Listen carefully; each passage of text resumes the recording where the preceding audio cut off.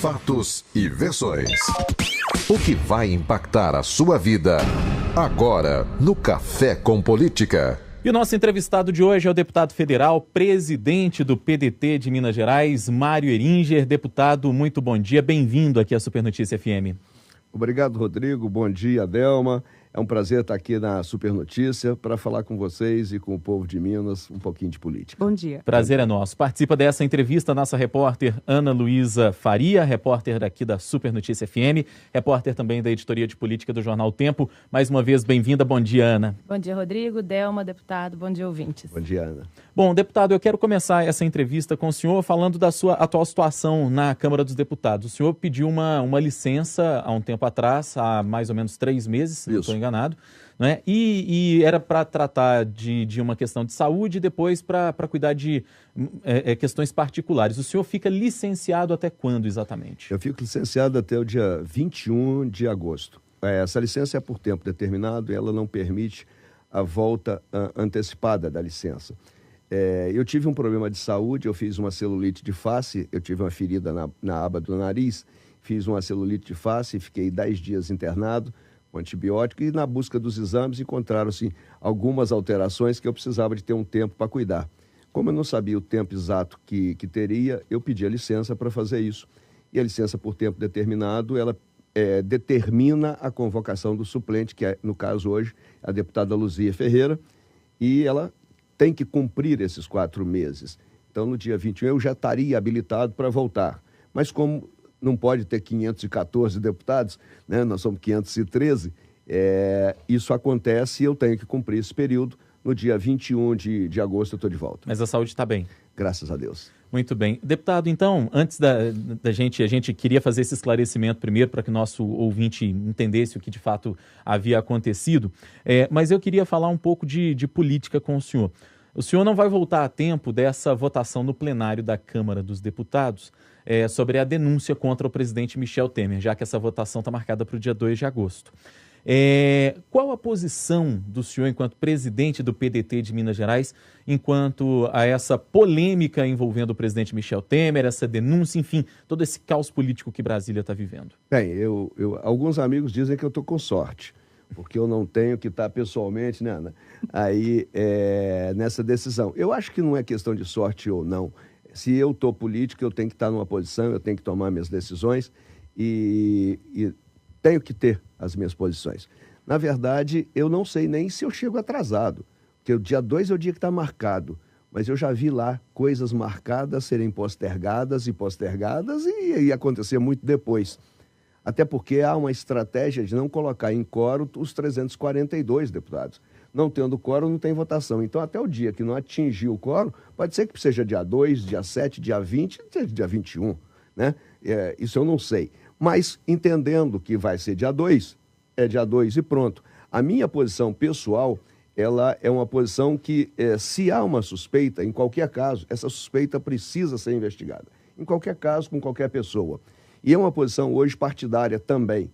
Então, o que vai acontecer? O que eu acho? Tem que ser uma análise muito bem feita do que está acontecendo. Eu acho e entendo, eu tenho uma convivência desde 2003 com o presidente Michel Temer como deputado, tive a convivência. O presidente Michel Temer sempre foi um ouvinte obsequioso. O que eu digo de ouvinte obsequioso? Quando eu vi aquela fita do Joesley conversando com ele, eu tive a certeza que eu estava vendo o Michel Temer. O Michel Temer só foi presidente da Câmara 3 vezes, porque ele sempre foi um ouvinte obsequioso. Ele escuta e finge que não escuta, ele não enfrenta ninguém, ele não faz enfrentamento político desnecessário na cabeça dele, não estou dizendo que seja a minha posição. Então, quando eu assisti aquilo, eu falei, olha, foi pego na sua melhor característica, no que te trouxe até aqui. O que trouxe o Michel Temer até onde ele veio é exatamente ele ser obsequioso, ele trata as pessoas sem enfrentar, e ele veio conquistando. Chegou num determinado momento, a armadilha que o pegou foi a questão da omissão, né? E isso, se há suspeita, ele vai ter que se explicar. Então o senhor acredita que ele foi vítima de uma armadilha? Eu acho que... Não, vítima com certeza de uma armadilha, porque se eu pego um gravador e te gravo escondido, eu estou armando uma coisa para você. Agora, não estou dizendo que você seja inocente. É isso que eu estou dizendo. A armadilha houve. Se ele caiu nela, ele tem que explicar por que caiu. Não estou dizendo que ele é inocente. A armadilha, sem dúvida nenhuma, houve. Se eu gravar alguma coisa com vocês, sem que vocês saibam, provocando determinados assuntos, e se vocês toparem os assuntos, vocês são culpados. Mas eu fiz a armadilha. Isso aí não há dúvida quanto a isso. Mas, deputado, desculpa, só insistir nisso. Fica porque, à vontade, Delma. O Joesley Batista entrou no Palácio do Jaburu com um nome diferente. Tudo isso não já daria sinais para o presidente Michel Temer de que a coisa não estava certa? De repente, alguma coisa ele deveria ter observado ali que era errado, né? Porque claro. um homem que entra depois das 10 horas da noite no Palácio do Jaburu com um nome diferente, no mínimo ele deveria... A conversa não foi suspeita? A conversa é suspeitíssima. O horário, para mim, não é assustador. Nós, em Brasília, conversamos às 1h30, 2 da manhã. Isso é muito comum. Mas eu digo para você com toda sinceridade, Delma, o presidente da República e o Serviço de Segurança da Presidência da República e o Brasil é muito doido. Você entra no Palácio do Planalto sem identificação. Você passa, isso eu estou dizendo dentro do Palácio do Planalto. Se você não entra na Embaixada dos Estados Unidos, se não for submetido a uma varredura. No Brasil, você chega à sala da Presidência da República sem qualquer identificação. Quem está em Brasília sabe disso. A questão de ter chegado na casa do presidente é mais séria ainda, porque o serviço de segurança tinha que estar... Agora, se houve ou se não houve conivência para ele entrar, é outro papo. Por isso que ele tem que explicar, né? Porque não tem jeito de você imaginar que na minha casa alguém vai chegar na minha sala sem eu saber quem passou pela porta. Aí é aquela questão de você dizer assim, é ele que cuida disso pessoalmente como dono da casa, que eu acho que não deve ser, ou ele ou a segurança dele. Ele deu essa ordem à segurança para deixar entrar? Essas são as questões que têm que ser respondidas. E têm que ser respondidas por ele, o investigado. Ana Luísa. Deputado, eu queria mudar um pouquinho de assunto, falar um pouco do PDT. Sim. Atualmente, o Ciro Gomes se apresenta como candidato nacional. Ao mesmo tempo, ontem ele participou de uma reunião da Frente Brasil Popular em São Paulo, que é uma reunião em apoio ao candidato Lula, ao ex-presidente Lula, e contra as reformas. Eu queria que você falasse um pouquinho desse assunto. Bem, na verdade, o PDT tem um candidato a presidente da República. O nosso candidato é o Ciro Gomes. Reputo o Ciro Gomes como o melhor candidato disparado em termos de preparo intelectual e conhecimento de Brasil para disputar essas eleições. Nossa missão em Minas é criar palanques que o Ciro possa fazer um bom desempenho aqui na política de Minas, porque na política, a gente sabe que Minas é por onde passam as vitórias e as derrotas dos presidentes, nós temos que fazer esse trabalho. A participação dele nesse grupo é plenamente compreensível, ele não estava ali defendendo a candidatura do Lula, ele estava ali num momento político onde fazia uma defesa do Lula. E aí, na minha imaginação, porque eu não conversei isso com ele, é uma posição estratégica, porque eu também acho que o Lula não terá viabilidade eleitoral em 2018 e o Ciro, na verdade, busca uma aproximação com as pessoas que vão ficar sem um candidato na esquerda, um candidato viável. Então, é o papel dele, tá? Nesse momento. O Ciro é o nosso candidato e eu tenho certeza absoluta que o Ciro será candidato a presidente. Essa história de dizer que ele vem de vice, esses troços, para mim não serve. Agora, o deputado, o ex-ministro Ciro Gomes tem um perfil, às vezes, polêmico, muita gente o classifica como destemperado pelas palavras duras que ele costuma usar, até para se referir aos seus adversários políticos. Como fazer para controlar isso? E até muita gente acredita a derrota dele em 98, em 2002, a esse perfil. Como fazer para controlar esse leão que existe dentro do ex-ministro Ciro Gomes? Eu acho que o período do Lulinha Paz e Amor já passou. Eu acho que agora, e a sociedade está precisando e está querendo, é exatamente alguém que responda com intensidade às nossas demandas. Não dá mais para ser obsequioso. As pessoas precisam dizer o que tem que dizer, tem que botar o dedo na cara, e isso o Ciro faz com muita tranquilidade e facilidade, porque ele está isento desses problemas. Então, hoje eu acho que o perfil do Ciro é o melhor perfil para o centro-esquerda no Brasil, não tem dúvida nenhuma, porque é um perfil que reage, é um perfil que não fica submetido a conceitos pré-estabelecidos. E essa questão de dizer que o Ciro é destemperado, eu hoje já acho que ele já usa estrategicamente esse destempero alegado. Virou marketing. Que ele está mais maduro. Não, ele continua duro, mas ele está mais maduro. Ele sabe o que está fazendo. Ele sabe a quem provoca e por que provoca. Ele faz uma política clara para nós que somos da política. É um sujeito que eu acho que ele acrescenta muito para a disputa, para o enfrentamento político, para as lutas políticas. É um cara que está preparado para discutir a dívida pública do Brasil, porque se você fala em reforma da Previdência, você fala em reforma trabalhista, por que nós não vamos falar dessa relação da dívida pública? Se você falar disso, você melhora todos os cenários no Brasil. Agora, deputado, o senhor está dizendo aí que acredita que o ex-presidente Lula não vai ter viabilidade eleitoral, política para o ano que vem. Eu acho. E um dos cenários que muita gente aponta como possível de acontecer seria o PT compondo chapa com o PDT. Aí eu pergunto o seguinte: o PDT receberia de braços abertos o PT numa chapa, até com Ciro sendo cabeça dessa chapa mesmo? Eu, na verdade, eu não tenho o poder de dizer pelo PDT, mas posso dizer por mim. Se eu pudesse decidir sozinho, eu queria o apoio do PT, mas eu não queria a chancela do PT. Eu não queria a marca do PT. Assim como também acho que não tem que ter a marca do PSDB nesse momento. Esse momento é um momento dos diferentes, das pessoas que não estavam nessa polarização de anos que vem por aí, entre PT e PSDB. Então, se eu fosse escolher, é um momento de não ter essas chancelas, essas grifes nas eleições. Mas o apoio, sem dúvida, é bem-vindo. Deputado, ainda falando sobre a eleição, há quem defenda que deveriam ser antecipadas, né?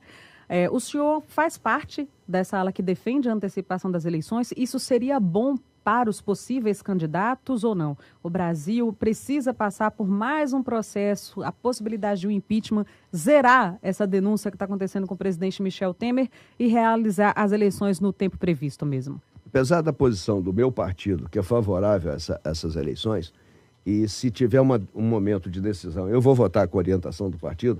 Internamente, eu já discuti isso no partido. Eu sou constitucionalista. As regras já estão colocadas. Eu acho que se a gente, para cada situação inusitada, a gente quebrar a regra, a gente não vai ser uma democracia nunca. A gente tem que corrigir até a Constituição no momento seguinte, mas não pode ultrapassar os limites estabelecidos pela Constituição. Então, se tiver de derrubar o Temer por crime, por qualquer coisa, tira e vem a sequência. Existe uma sequência. Por que a nossa Constituição já diz primeiro o presidente, depois o vice-presidente, depois o presidente da Câmara, depois o presidente do Senado, depois o presidente do Supremo? Porque existe uma previsão para suprir essas necessidades. E se nós, para cada situação diferente que tivermos, estabelecermos uma nova solução, nós não vamos formar um país. Porque a gente não vai ter respeito às leis, não vai ter respeito à ordem. E isso é fundamental. Deputado, eu imagino que deva ser por aí. Oi, Ana. Deputado, falando mais também um pouquinho do PDT, alguns falam que tem uma divergência dentro do partido em relação às reformas. O Ciro, por exemplo, defende, né, é contra as reformas, e a Luzia Ferreira, por exemplo, votou a favor das reformas. A Luzia é do PPS. Mas ela é sua suplente, é minha suplente, né? Mas ela não tem nenhuma relação com o PDT. E, na verdade, o PDT não é contra as reformas. É um negócio, é contra esse tipo de reforma, essa reforma.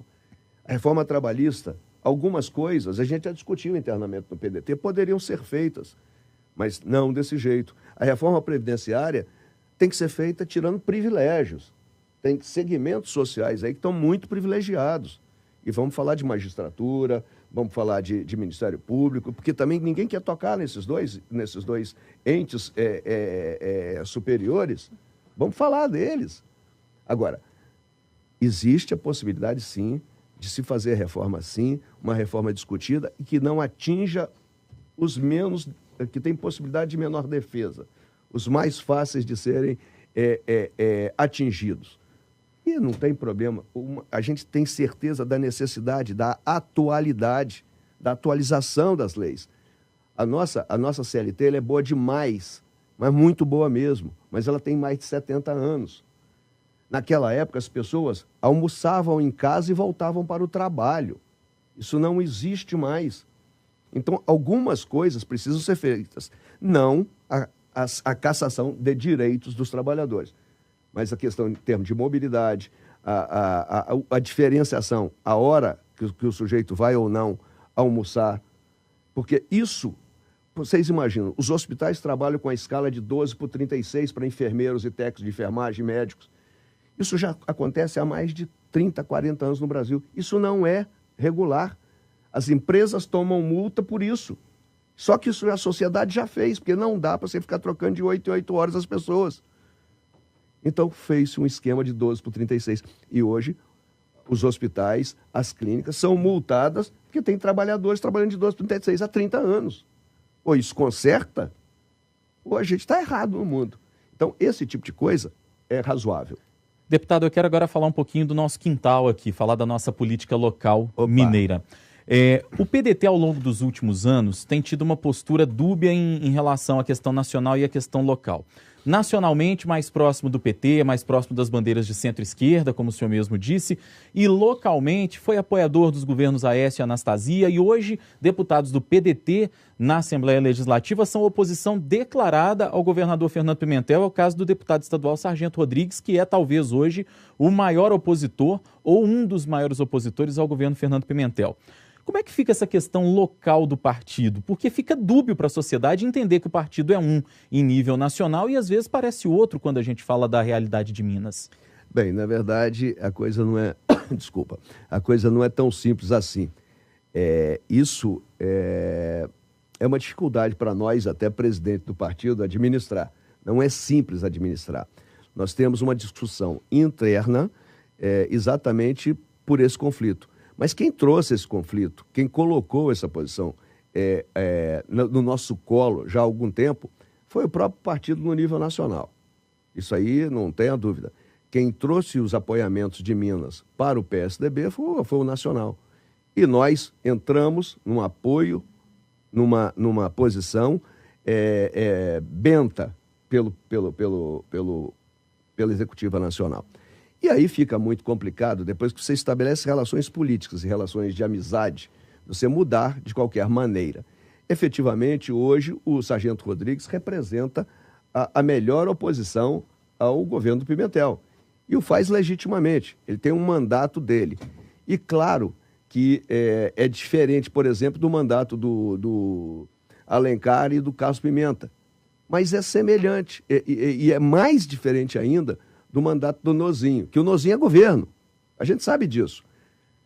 Aí a gente fala, como é que um partido pode centralizar?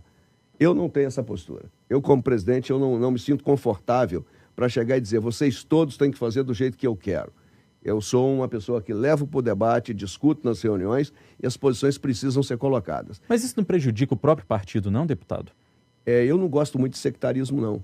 Eu sou um cara de direita, esquerda e do meio. O que eu quero dizer? O que tiver de bom em algum lugar pode contar comigo, sabe? Então, eu sou aberto à disputa. Se você sectarizar, se você ficar só numa posição, você corre o risco de cometer injustiças e erros por isso, porque você não quer ver o diferente também dando certo. Porque esse sempre foi um grande problema da política brasileira. E a gente está assistindo isso hoje lá nos Estados Unidos, o Trump começando a fazer a mesma besteira que nós sempre fizemos aqui. Quando alguém faz uma coisa certa antes, o outro vem e destrói, porque não é do lado dele. O Trump está lá querendo acabar com o Obamacare, que foi um plano que botou 20 milhões de americanos com direito à saúde. E a mesma coisa aconteceu no Brasil. Quando o Brizola foi governador no Rio de Janeiro, que fez 500 CIEPs, botou educação em tempo integral, botou piscina, quadra de esporte para aquela molecada toda, veio o governador seguinte e desativou os CIEPs. Por quê? Porque foi o outro que fez. Então, se você não passar a reconhecer as diferenças e as boas coisas na diferença, a gente vai continuar sendo esse país que está quase sempre, mas não chega nunca. Esse é o nosso desenho, infelizmente. Agora, direita e esquerda, meu amigo, tem coisa boa dos dois lados.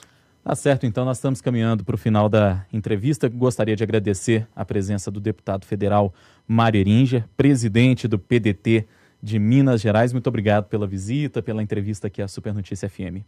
Obrigado, Rodrigo. Obrigado, Delma. Obrigado, Ana. Meu amigo da técnica aqui que eu não... Luiz Palhares. Luiz Palhares. Dizer para vocês que é sempre um prazer estar aqui. E eu tenho muita esperança, para terminar essa conversa, eu tenho muita esperança nesse país nosso ainda. Nós vamos sair desse quase para chegar no nosso objetivo. O Brasil está passando a limpo. Essa Lava Jato, apesar de incômoda, porque já está durando 3 anos, ela vai deixar muita sequela, mas ela está clareando o cenário político do Brasil. Isso precisa. Todo mundo que caiu ou não em armadilha, se foi ou não armadilha, e se caiu na armadilha, tem que provar que não é inocente.